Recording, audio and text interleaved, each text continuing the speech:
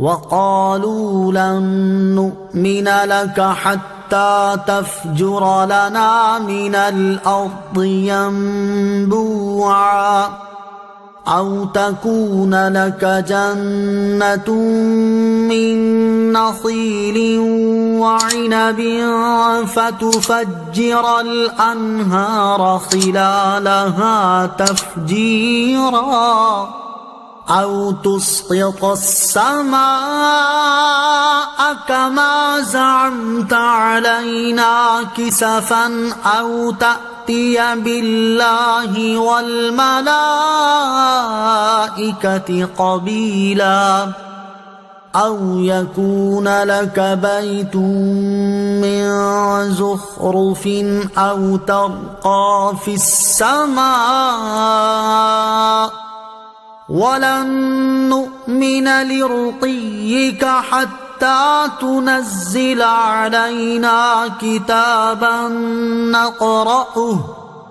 قُلْ سُبْحَانَ رَبِّي هَلْ كُنتُ إِلَّا بَشَرًا رَّسُولًا۔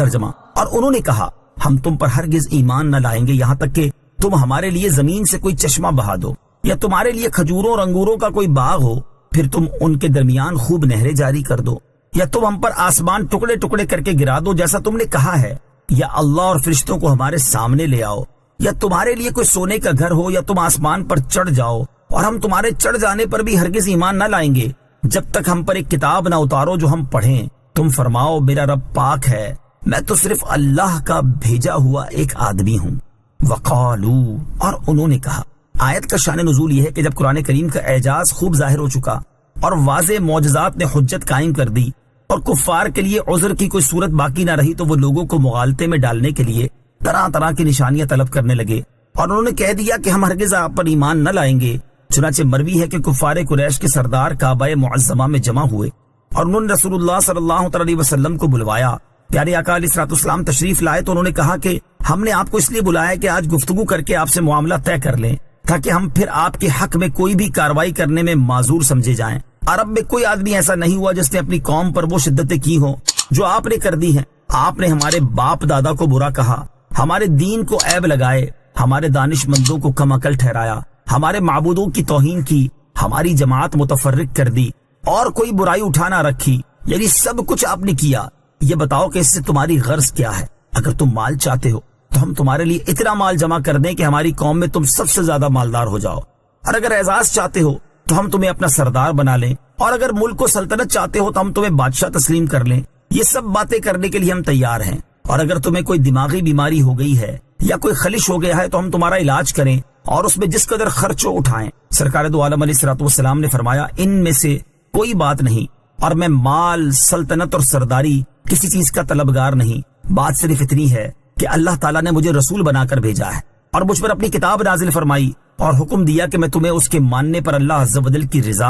اور نعمت آخرت کی بشارت دوں اور انکار کرنے پر عذاب الہی کا خوف دلاؤں۔ میں نے تمہیں اپنے رب عز و جل کا پیغام پہنچایا ہے، اگر تم اسے قبول کرو تو یہ تمہارے لیے دنیا و آخرت کی خوش نصیبی ہے، اور نہ مانو تو میں صبر کروں گا اور اللہ عز و جل کے فیصلے کا انتظار کروں گا۔ اس پر ان لوگوں نے کہا کہ اے محمد صلی اللہ علیہ وسلم، اگر آپ ہمارے معروضات کو قبول نہیں کرتے تو ان پہاڑوں کو ہٹا دیجئے اور میدان صاف نکال دیجئے اور نہریں جاری کر دیجئے اور ہمارے مرے ہوئے باپ دادا کو زندہ کر دیجئے، ہم ان سے پوچھ دیکھیں کہ جو آپ فرماتے ہیں کیا وہ سچ ہے، اگر وہ کہہ دیں تو ہم مان لیں گے۔ حضور اقدس علیہ الصلوۃ والسلام نے فرمایا میں ان باتوں کے لیے نہیں بھیجا گیا، اور جو پہنچانے کے لیے میں بھیجا گیا تھا وہ میں نے پہنچا دیا، اگر تم مانو تو تمہارا نصیب اور نہ مانو تو میں خدائی فیصلے کا انتظار کروں گا۔ کفار نے کہا پھر آپ اپنے رب سے عرض کر کے ایک فرشتہ بلوا لیجئے جو آپ کی تصدیق کرے اور اپنے لیے باغ، محل اور سونے چاندی کے خزانے طلب کیجئے۔ رسول کریم علیہ الصلوۃ والسلام نے فرمایا کہ میں اس لیے نہیں بھیجا گیا، میں بشیر و نذیر بنا کر بھیجا گیا ہوں۔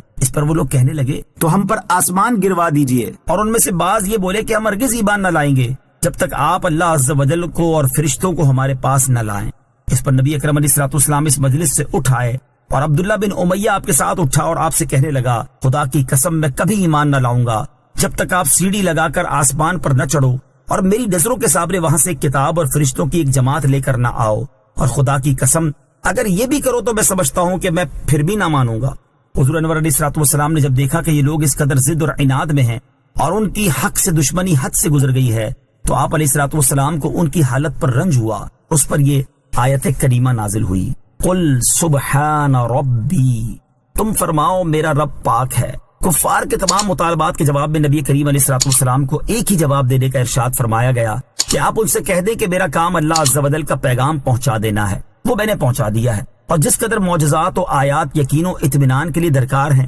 ان سے بہت زیادہ میرا پروردگار عز و جل ظاہر فرما چکا، لہذا حجت پوری ہو چکی ہے. اب یہ سمجھ لو کہ رسول کے انکار کرنے اور آیات الہیہ سے مکرنے کا کیا انجام ہوتا ہے.